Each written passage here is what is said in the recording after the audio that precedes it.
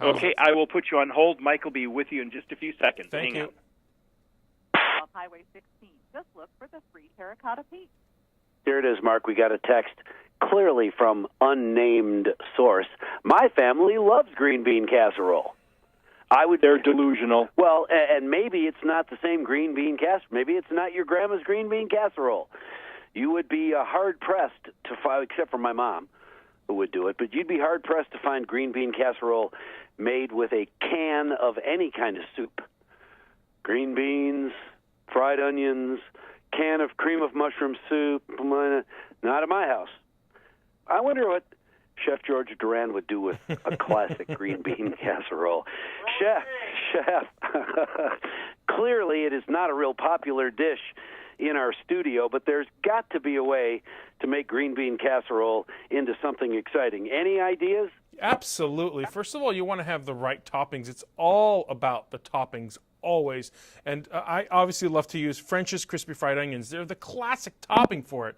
But the beautiful thing about French's is that they also have now these crispy jalapenos. So talk about a twist. You want to take a green bean casserole and step it up even higher? Add some of those French's crispy jalapenos right on top of it. Or use the crispy jalapenos to put on your mac and cheese. Make a cheesy bacon jalapeno popper dip. All of these are going to take it to a whole different level just by adding some spice to it. Well, if you add enough of those jalapenos, you won't be able to taste the green beans. Mark is already salivating. You can balance it out. Balance it out. You know, half of it crispy onions and the other half of jalapenos, and you can balance it out. Or you know what? Why don't you just serve the green bean casserole without the toppers and have everybody on the table top it with whatever crispy jalapenos or onions that they want to put there from French's.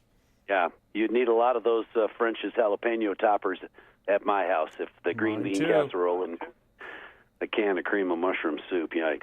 All right, so what else do you want to twist up? All right, so, you know, one of the things that I like to do is step back from the kitchen a little bit and spend more time with my family members. So sometimes I actually order the complete Thanksgiving dinner from Omaha Steaks. So they pretty much have the whole package. They give you a whole basted turkey, and then you choose 3 sides. The pumpkin pie comes with a silicone tong for free, actually, and that's all $160. These guys are, you know, a 5th-generation family-owned company. You know, Omaha Steaks, they're known for their great steaks, but they actually have these great holiday meals and these packages that you can actually go ahead and order them, and they're at omahasteaks.com or go to their stores and check them out. I didn't, you know, Mark and I have both enjoyed Omaha Steaks in the past. I didn't know there was such a thing as Omaha turkey.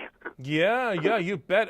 They have it's insane how much types of different foods they have, and everything that you want for it. They have ham, they have turkey, roasts, and of course their beefs, but it's insane. Like the desserts that they have are mind-boggling. So if you go on their website, you can pick and choose. It's such an easy website to use too, but at least it gives you a break, you know, and even me as a chef, I got to take a break sometimes, order the whole package and let it kind of step aside, have fun with the family as well. Sure. Make it simple, especially if you have a giant family gathering. Then you are working even harder in the kitchen and get to spend even less time with those family members that you haven't seen in forever. It's all about the balance. And speaking of balances, I'm going to segue this way. Speaking of balances, you got to also balance the healthy food with the not so healthy food for the holidays. So the big thing. Come on! Oh, hey, we're out of time. Oh, gee, we don't get.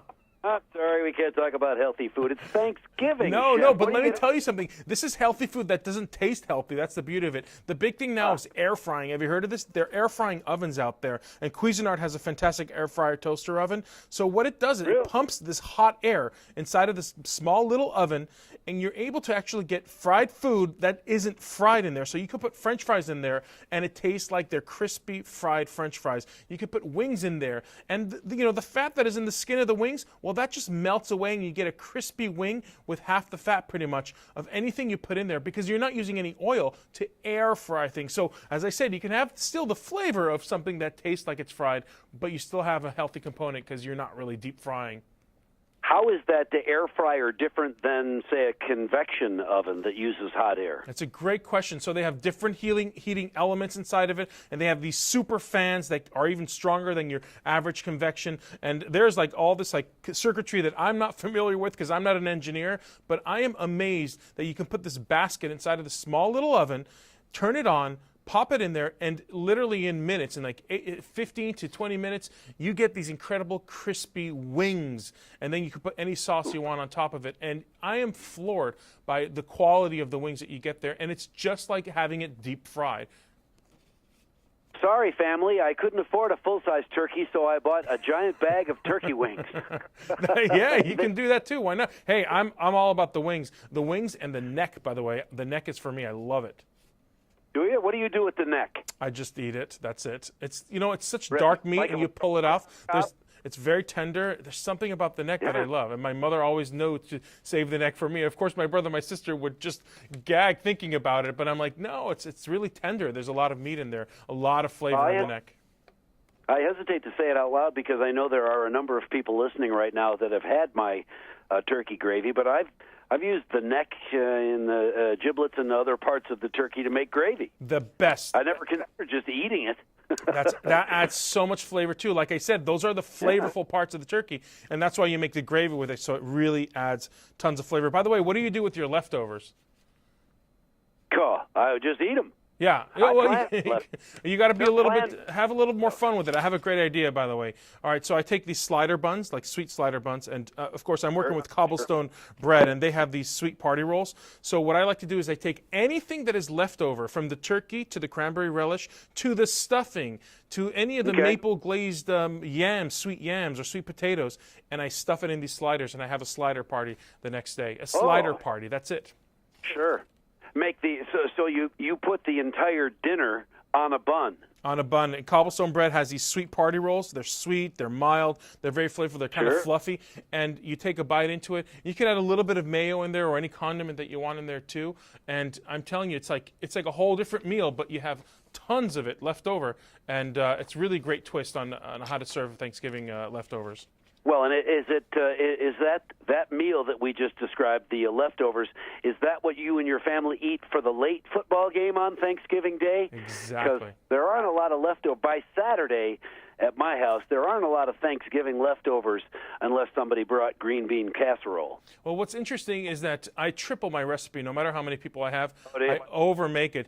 And of course, 8 days later, there might be some turkey left over. But there's so many creative ways to actually incorporate the leftover meats or side dishes for other meals. And people have no idea about this. And this is one of the ways, is making sliders.